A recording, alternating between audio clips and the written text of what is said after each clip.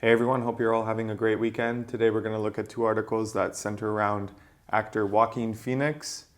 The first from Screen Rant, James McAvoy recalls replacing Joaquin Phoenix on Split, ditched it 2 weeks before they started. So this caught my eye immediately because it sounds all too familiar with usual Joaquin Phoenix antics of leaving production before it even starts. He did this very recently. I think in July there came out an article from Variety. So early August, Joaquin Phoenix abandons Todd Haynes' gay romance film just 5 days before shooting. So, what's up with Joaquin Phoenix? Well, this was a film which Joaquin Phoenix actually approached Todd Haynes for, this premise of a gay romance set in the 30s.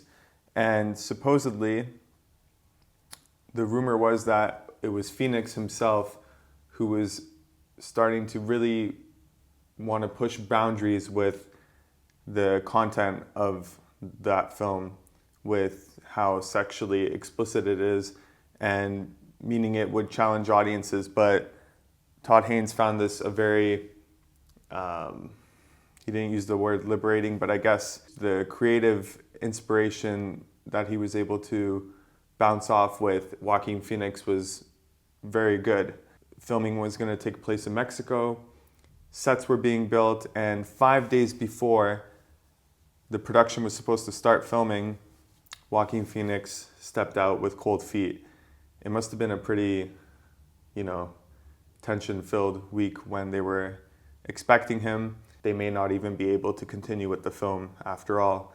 And of course, when that happens, there's people out of work, there's shareholders who still have to get paid, and this could cost a lot of money, maybe in the 7 figures.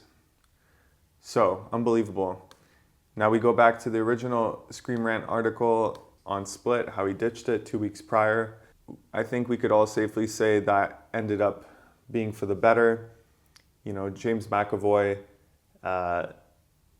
his performance in that, how he tackles all those different personalities, I can't remember how many it was, 13 or something, 23 distinct personalities.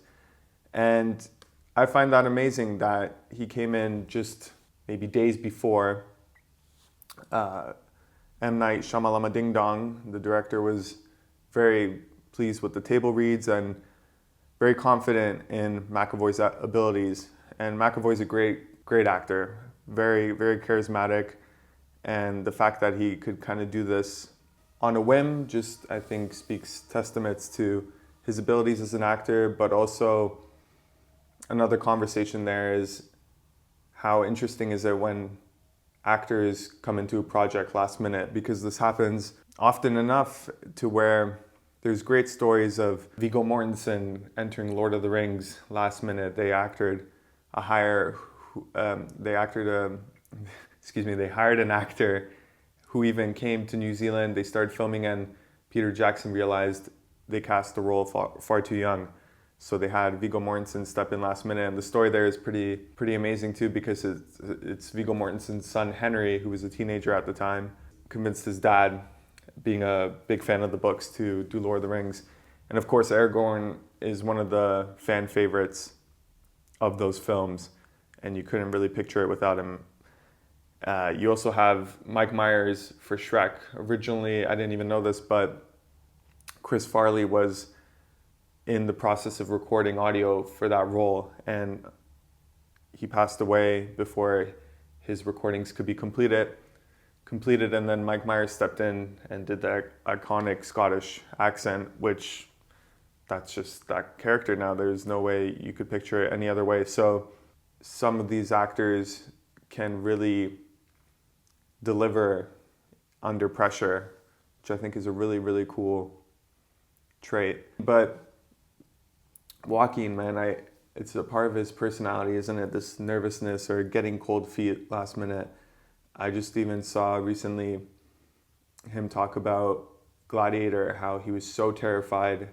That was the biggest production he'd ever been a part of. And he was green, like he was so terrified, trembling. He couldn't even get through lines, and really had to pull some, maneuvers to help him get through it. But I think that really added to that performance. It's a beautiful role in that film for such a